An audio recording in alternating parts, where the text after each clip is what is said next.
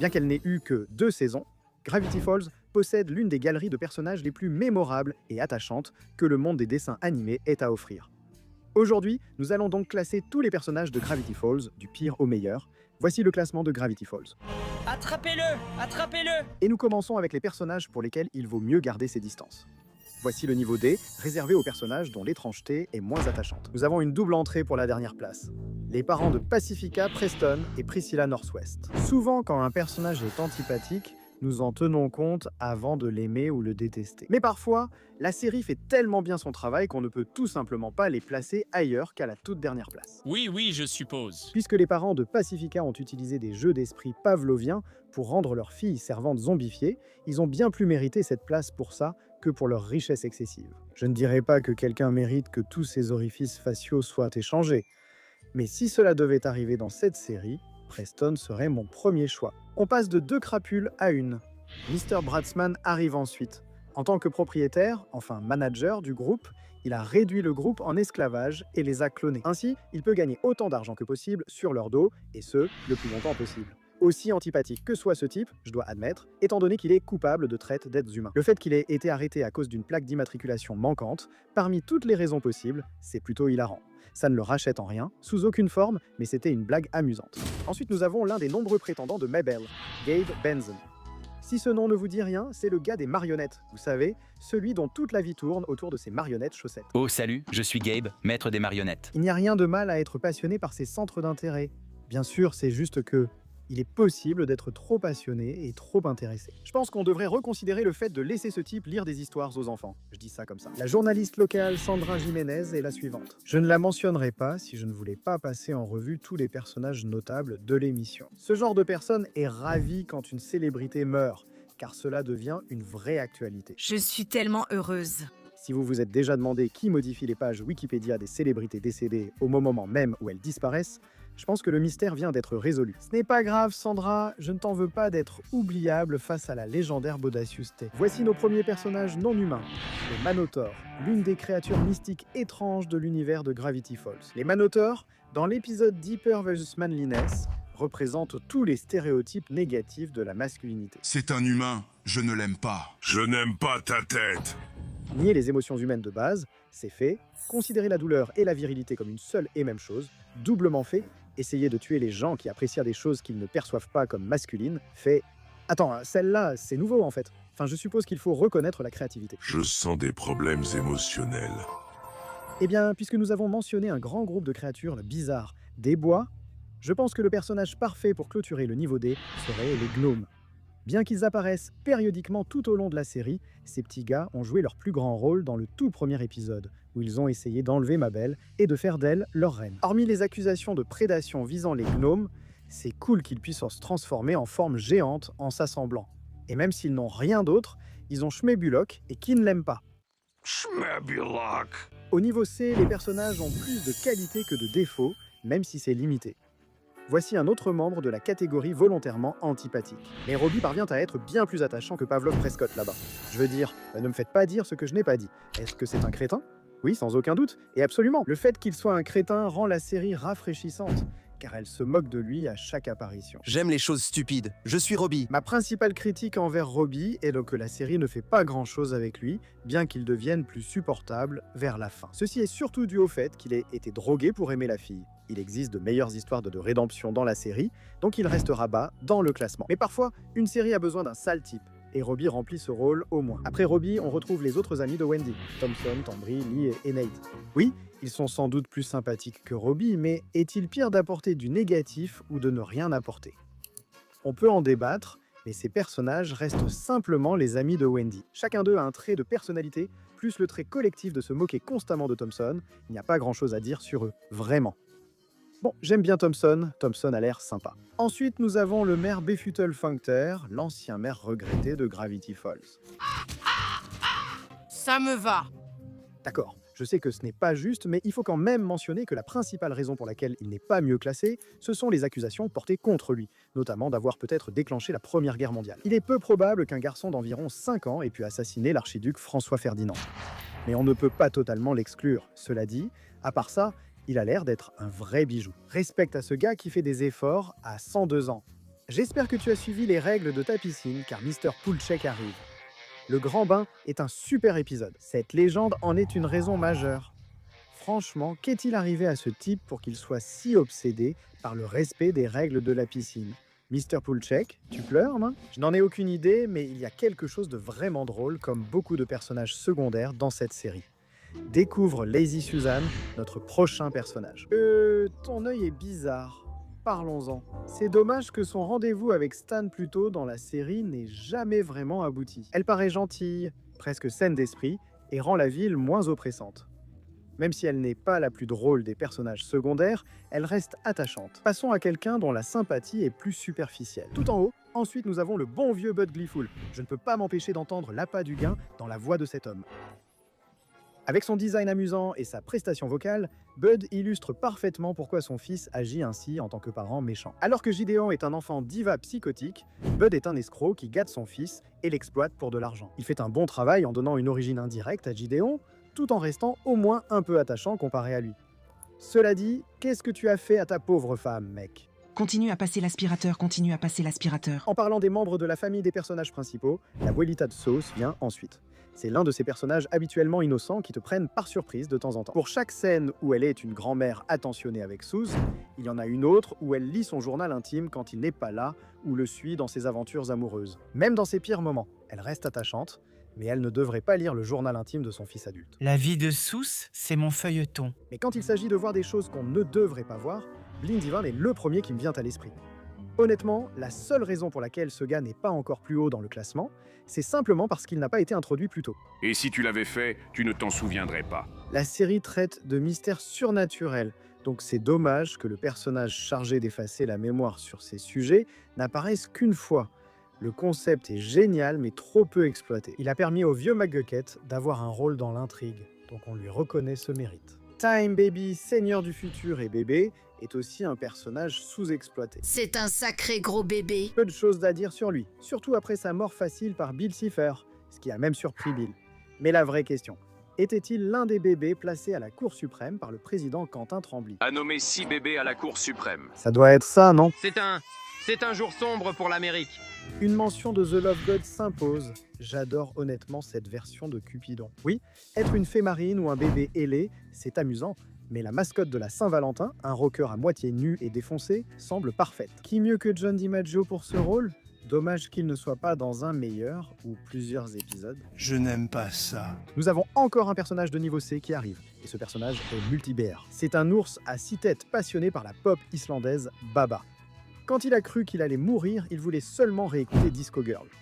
On en apprend beaucoup sur quelqu'un via ses goûts musicaux, non? Tant mieux pour lui. Même mourant, il n'a jamais renoncé à son amour pour la pop girly. Respect. Nous avons évoqué des personnages amusants. Mais c'est dans la catégorie B que les choses vont vraiment commencer à s'intensifier. En premier dans cette catégorie, nous avons les statues de cire de Stan, du 3e épisode de la série. La principale raison pour laquelle je voulais mentionner ces personnages, c'est que cet épisode représente vraiment l'essence de la première saison de Gravity Falls. Les enfants suivent des pistes étranges qui ne mènent à rien en enquêtant sur le meurtre de Stan en cire. Jusqu'à ce que, dans un retournement totalement absurde, on découvre que la multitude de statues de cire que Stan gardait dans son grenier depuis des années étaient les coupables. Je me fiche de ce que dit Stan. Acheter plusieurs aides conscients pour 20 $, c'est une vraie affaire. Ensuite, nous avons un véritable symbole de la masculinité. Manly, Dan, Corduroy. On commence enfin à aborder certains des personnages secondaires les plus mémorables. Manly Dan n'est qu'un parmi tant d'autres, mais tu peux être sûr que lorsqu'il apparaît à l'écran, les acclamations de la famille et des amis ne tardent pas à suivre. Qu'il maltraite un poisson ou percute un véhicule gouvernemental pour défendre l'honneur d'un boys band, Dan reste l'un des personnages les plus drôles et imprévisibles de la série. J'aurais aimé qu'il le laisse plus interagir avec Dipper. Imagine Dipper découvrant que ce colosse est le père de la fille sur qui il craque. Au moins Dipper a pu parler avec Dippy Fresh, la version idéalisée de lui-même par Mabel. Même si Mabel suggère qu'il ne la soutient pas assez, je laisse passer cette fois. Dippy Fresh est si génial que cela compense toutes les implications morales pour Mabel. Anecdote. Dans une scène supprimée, Dipper devait lui briser le cou. Je me demande si cette série visait vraiment les enfants. Several Times arrive ensuite. Un boys band avec assez de talent pour séduire tout le monde, des préadolescentes aux bûcherons costauds. Ces gars-là sont un exemple de à quel point cette série peut être à la fois hilarante et terrifiante. C'est amusant de voir à quel point ces gars ignorent tout du monde extérieur à cause de leur patron sociopathe et cupide. Mais ils sont aussi constamment clonés et privés de leurs droits pour enrichir leur patron. On peut dire qu'ils ont été clonés plusieurs fois. Mabel a dû laisser partir several times, mais Xyler et Graz restent dans l'endroit le plus sûr pour elle, son imagination. Ou du moins, je le pense. À la fin de Weirdmageddon 2, ils ont cette révélation qui change la réalité. Ils existent réellement en dehors de l'esprit de Mabel. Peut-être est-ce là le plus grand mystère de la série, celui de l'existence ou de son absence. Tout cet endroit est un sacré casse-tête mental. Bon, assez de réflexion pour maintenant. Rendons hommage à Usagi. Trouvez-vous un homme qui vous aime autant que lui aime son pays. USA! Vous savez, pour mes compatriotes américains qui regardent, j'ai l'impression qu'on connaît tous quelqu'un qui ressemble presque exactement à ça, non? Et je sais qu'on connaît tous quelqu'un qui ressemble au gars de la pizza gratuite. Il veut juste de la pizza gratuite? Il porte même un t-shirt pizza gratuite. Tu te demandes combien ont cru qu'il en offrait, non? Non, tu ne te poses même pas la question, hein? D'accord, très bien. Il n'y a rien d'étrange à aimer la pizza ou son pays, tout comme il n'y a rien d'étrange chez Tad Strange. C'est un homme simple, vraiment. Je t'aime, Tad. Il adore le pain, il est à jamais marqué par les horreurs qu'il a vécues. Et non, c'est à peu près tout. Eh bien, tu sais quoi? C'est un gars honnête et sympathique. Et ça vaut beaucoup dans une ville comme Gravity Falls.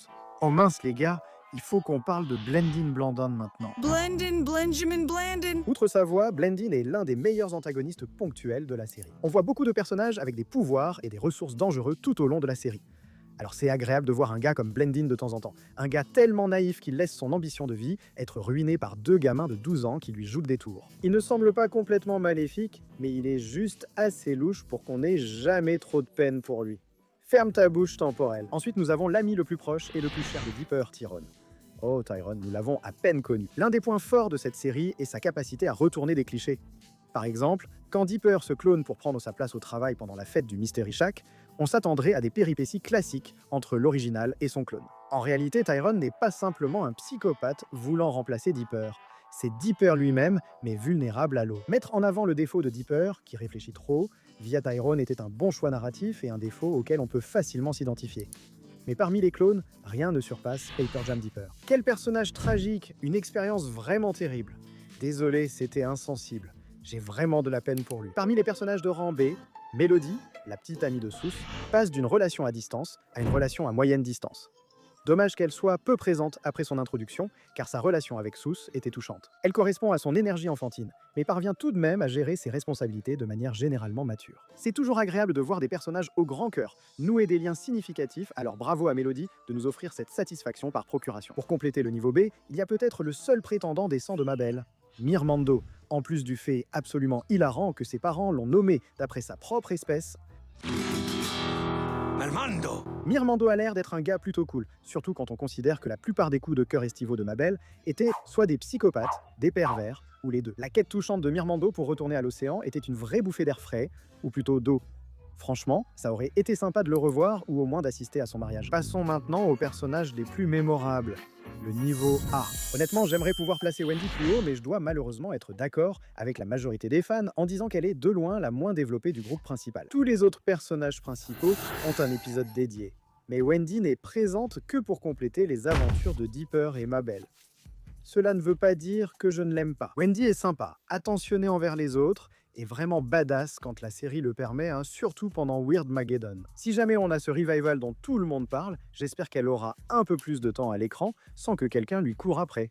S'il vous plaît, par pitié. Sir Quentin Tremblay-Troé va maintenant se battre. Cet homme est une véritable icône. Seul Gravity Falls pouvait faire quelque chose d'aussi absurde qu'inventer un 8e président et demi, et que ce soit totalement accepté comme canon. Tremblay est un personnage vraiment drôle, simplement parce qu'il est incroyablement absurde pendant son temps à l'écran, qui est d'ailleurs assez court, sans oublier qu'il montre à quel point la folie de Mabel peut être précieuse. Dommage qu'il ne revienne jamais, ni que la clé du président qu'il donne à Dipper ne réapparaisse, alors qu'elle aurait vraiment pu être utile. C'est pire que inutile, mon garçon. Et si on passait à quelques méchants? Ensuite, nous avons le farceur de l'été d'Halloween, qui est la preuve vivante que Halloween est moins une période qu'une façon de vivre. J'ai été traumatisée. Un méchant composé de bonbons d'Halloween rejetés est un concept amusant, surtout car il est amer de ne pas être mangé. Aussi, pour ceux que ça intéresse, la case du farceur est fait de bonbons au maïs, ce qui veut dire qu'il est du côté de ceux qui pensent que les bonbons au maïs, c'est nul. Maintenant, débattez respectueusement entre vous dans les commentaires. Sérieusement, ça aide l'algorithme ou quelque chose comme ça. Ensuite, il y a Gifany, l'appli de rencontre devenue totalement yandère avec Sous. En réalité, Gifany est aussi bien classée principalement parce qu'elle est une excellente parodie des jeux de drague étrangement complexes, ainsi que des jeux indépendants en général. Les fans plaisantent souvent en disant que cet épisode a involontairement prédit Five Nights at Freddy's et Doki Literature Club. Vu à quel point la parodie est amusante et à quel point l'épisode est réussi, Gifany est un personnage qui marque beaucoup de points d'entrée de jeu. Même si c'est controversé, Rumble McSkirmish reste le roi des parodies de jeux vidéo dans Gravity Falls. Son nom est génial et il parodie parfaitement les jeux de combat, d'arcade et les beat-em up à défilement horizontal. Non, je n'ai aucune relation amoureuse. Rumble intègre tout cela avec brio dans l'étrangeté typique de Gravity Falls. Sans oublier que si quelqu'un tue un jour vos proches, vous pouvez compter sur Rumble pour vous venger. Mais ne lui mentez pas à ce sujet. En parlant de vengeance, le fantôme du manoir Northwest arrive ensuite. Comme Gifany, sa place aussi élevée dans le classement vient en grande partie du fait qu'il apparaît dans l'un des meilleurs épisodes de la série. Toute son histoire d'origine, où il était un ouvrier exploité de la classe ouvrière, te fait ressentir de la sympathie pour lui. Mais le fait qu'il ait paralysé une multitude de personnes, y compris des enfants, le maintient fermement dans la catégorie des méchants. Il a aussi permis à Pacifica d'obtenir une rédemption, ce qui lui vaut des points. Par ailleurs, malgré la controverse, Pacifica Northwest occupe une place élevée dans notre classement. Je dois admettre que c'est remarquable pour une série de réussir à rendre un personnage aussi antipathique que Pacifica vraiment attachant. Au fur et à mesure que la série lui accorde plus de temps à l'écran, on découvre que la raison pour laquelle elle est comme ça vient de sa famille absolument horrible. À la fin de l'épisode du mystère du manoir Nord-Ouest, elle ouvre son manoir au public. Elle commence à se libérer de l'emprise de ses parents et j'espère qu'elle conservera la décence qui manque à sa famille depuis longtemps. Même si Pacifica peut devenir une amie, Candy et Grenda sont déjà présentes. Comme les amis de Wendy, elles accomplissent leurs arcs en restant proches de Mabel. Maintenant, certains pourraient trouver injuste de placer un groupe d'amis beaucoup plus bas. Mais franchement, Candy et Grenda ont bien plus de personnalité que ce groupe n'en aura jamais. Honnêtement, qui savait que Knight et Lee avaient des prénoms avant de voir ça? Au contraire, Candy et Grenda sont de vraies icônes. Grenda est une géante parfois douce, et Candy, adorablement maladroite, cache un certain ressentiment envers le monde. Elles servent de même parfois de voix de la raison pour Mabel, comme lorsqu'elles essaient de la convaincre de laisser filer Several Timers. Mais s'il y a quelqu'un en ville qui est encore plus fiable, c'est bien Big Henry. C'est vrai, nous n'oublierons jamais Big Henry, le Lilliputien qui a sacrifié sa vie pour faire passer la balle dans le trou de sa tribu au put-but. Il incarne le véritable héros par son sacrifice épique. Même s'il est mort peu après son introduction, on peut le pardonner, car il aurait battu Bill d'un seul coup s'il avait atteint la finale. Sérieusement, nous savons tous que la créature la plus puissante de Gravity Falls est Toby Dettermond, alias Bodacious T. On ne t'appellera jamais ainsi. Eh bien, Ce gars est juste. Ce gars est une légende. Sa performance vocale indescriptible mais amusante, son comportement imprévisible et son sentiment de confiance en soi totalement injustifié. Bodacious T est vraiment hilarant. Et je ne pense pas qu'il y ait une seule fois où il apparaît à l'écran sans au moins me faire sourire. Oh, un désodorisant. Enfin, je vais sentir comme une vraie personne. Assir. C'est ce qui définit un excellent personnage secondaire. Pour finir le niveau A, voici Fort Pines, l'homme ayant ouvert et refermé une faille entre les dimensions. Bien qu'il soit introduit bien plus tard dans la série que les autres personnages principaux, Ford est un exemple classique de la qualité plutôt que de la quantité. Ses premiers épisodes figurent parmi les meilleurs de la série. Son arrivée a instauré une dynamique attachante avec Dipper et des conflits marqués avec Stan. Ignorer Stan durant des années à cause d'un accident était minable, ce qui l'empêche d'atteindre le rang S. Malgré cela, il reste un excellent personnage respecté pour sa rédemption finale. Mais pas tout à fait assez pour être parmi les tout meilleurs. Voici enfin le rang S. Allons-y, commençons par Tyler Baker. Ce personnage secondaire est irrésistible, comme Bruce dans Les Griffins, toujours prêt à égayer l'ambiance, même quand la situation paraît sombre. Attrape-le! Qu'il tienne tête à Bill Cipher en tant que maire de la ville, ou qu'il encourage les enfants qui se battent lors du concert des Several Times, Tyler est une source inépuisable d'enthousiasme pour les habitants de la ville. L'enthousiaste local, Tyler Baker. J'espère que son mandat de maire se passe toujours aussi bien, mais à mon avis, il l'a. Ensuite, nous avons Lil Gideon, un personnage mignon mais moins sympathique. Antagoniste principal de la première saison, il est un enfant gâté et riche, un peu incel et un vrai psychopathe. C'est pour ça que je l'adore. Malgré de nombreux moments menaçants, de sa première apparition à ses tentatives répétées de détruire la famille Pines. Il y a d'autres épisodes où il n'est qu'un fauteur de troubles, comme celui de la piscine. Il passe tout l'épisode à squatter la place que Stan veut, juste pour l'embêter. Il faut respecter une telle dévotion mesquine et adorable. Tellement fatigué d'être une enfant. Gideon, en plus d'être un méchant drôle, montre à la fin qu'il n'est pas totalement mauvais. Il obtient une rédemption en se retournant contre Bill et en aidant le groupe à le vaincre dans le grand final. C'est bien que Gideon suive la loi, car le shérif Blobby et l'adjoint d'Erland le surveilleront sûrement de près. Si tu enfreins les règles, on va te zapper. Ces deux-là sont de vraies perles. Souvent, les policiers de dessin animé sont incompétents ou cruels, mais Blobs et Derland ne sont qu'un peu incompétents, tout en étant bien intentionnés et attachants. Tu es en état d'arrestation pour complot, fraude et pour avoir brisé nos cœurs. La façon dont ces gars-là se regardent et se parlent est vraiment touchante. Même si ce n'était pas quasiment confirmé qu'ils sont en couple, ce serait quand même une dynamique sincèrement adorable. Blobs est aussi doublé par Kevin Michael Richardson, qui semble vraiment souvent jouer le même genre de rôle en doublage. Je n'ai pas le choix. Nos électeurs viennent du plus haut niveau. Et c'est un compliment. Espérons que Derlien ait eu son ballon rose, même si ce n'est pas le cas. Pas d'inquiétude, il y aura du rose à l'étape suivante. Waddles, regardez-le. Vous ne pensiez pas qu'il serait hors du top 5, n'est-ce pas? Je ne comprends pas pourquoi les cochons de dessin animé sont si adorables, mais je ne vais pas m'en plaindre. Waddles se dandinait pendant que les nuggets dodus, vous voyez l'idée? D'accord, c'est un bon cochon, je lui confierai ma vie. Maintenant, il serait immoral d'exclure ces deux-là du top 3. Juste hors podium, on a Dipper et Mabel Pines, les Mystery Twins, Copyright Suze, 2012, les regroupés peut être controversés, mais malgré ce que pense Internet de Mabel, je les trouve tous les deux géniaux. Ce sont des personnages attachants à leur manière. Alors parlons d'eux, d'accord? Commençons par Dipper. Le personnage principal lui-même, il n'a vraiment pas besoin de présentation. Eh bien, il est évidemment le plus mature des jumeaux, obsédé par les mystères et prêt à se sacrifier pour sa sœur et ses proches. Dipper reste un enfant avec ses défauts. Il privilégie son béguin pour Wendy, profite de l'étrangeté de la ville et reste un gamin stressé, ce qui le rend attachant. Dipper n'est pas parfait. Je vais bien, tout va bien. Mais il compense par sa bienveillance, son côté bosseur et son dévouement. Et si je vous disais que Mabel partage aussi ces trois qualités? Mais d'abord, cette vidéo vous est présentée par les adhésions à la chaîne Wicked Binge. Vous pouvez accéder à nos vidéos en avant-première avant tout le monde et obtenir des emojis réservés aux membres, ainsi que des badges de fidélité en soutenant la chaîne grâce à un abonnement. Oui, Mabel est justement critiquée. Elle est très égoïste, laisse Dipper se sacrifier pour elle et ne le fait presque jamais en retour. Mabel est sûrement la plus attentionnée et douce de la série. Elle aime rendre les autres heureux, que ce soit en jouant les entremetteuses pour Robbie ou en tricotant des pulls pour tout le monde pendant Weirdmageddon.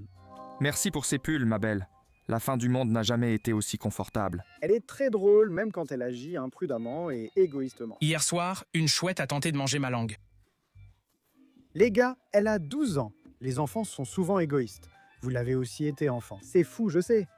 Mais honnêtement, je comprends pourquoi certains n'aiment pas Mabel. Chez Wicked Binge, on ne partage pas cet avis. Les Mystery Twins sont légendaires, juste hors du top 3 car les autres personnages sont exceptionnels. Avec 3 côtés, un œil et de nombreux crimes contre l'humanité, Bill Cipher décroche la médaille de bronze de ce classement. Ce petit triangle est une véritable icône. Les méchants chaotiques sont rares aujourd'hui, mais Bill incarne parfaitement ce mal aléatoire. Ici, pas de sombre passé, bonne intention ou motivation. Bill aime littéralement semer le chaos sans aucune raison, juste pour le plaisir.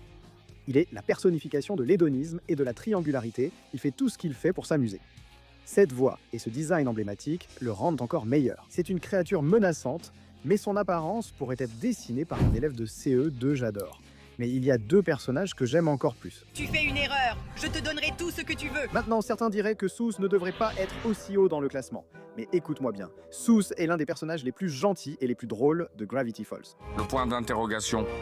Celle-ci est insoluble. Je ne reprocherai à personne de dire qu'il se situe à l'extrême de ces 2 catégories. D'accord, qu'est-ce qui ressemble le plus à notre situation? Soos est juste un gars détendu et réfléchi qui n'a pas une once de méchanceté en lui.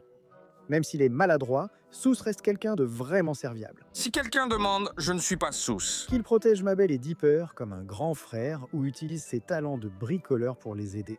Quand l'univers est brisé, il n'y a qu'un seul bricoleur qui peut le réparer. Soos est la définition même du gentil géant.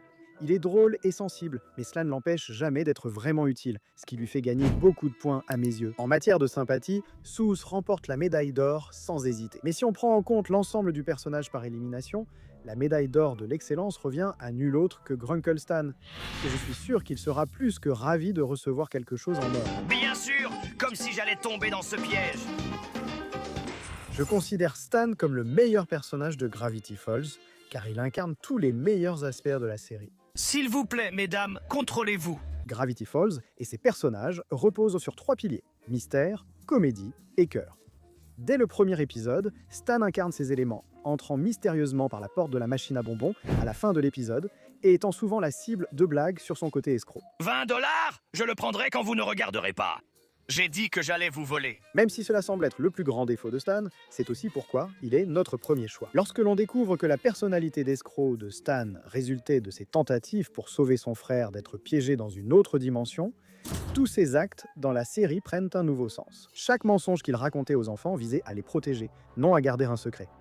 Chaque arnaque servait à tenter de sauver son frère d'un problème dont il se pensait à tort responsable. Et à la fin, il était prêt à sacrifier sa propre existence pour sauver sa famille et le monde entier de Bill. Tu es un héros, Stanley. Si tu peux surmonter toutes ces épreuves et rester le personnage le plus drôle de la série, tu es sans conteste notre premier choix.